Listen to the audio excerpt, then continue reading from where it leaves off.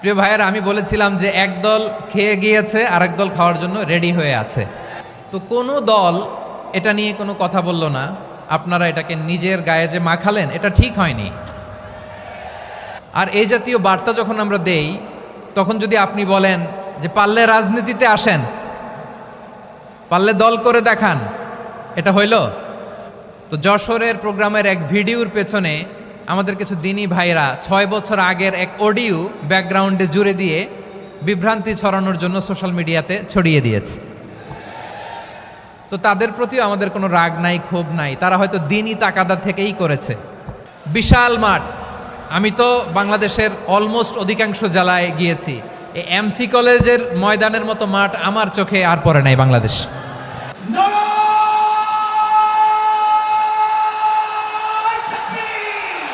তা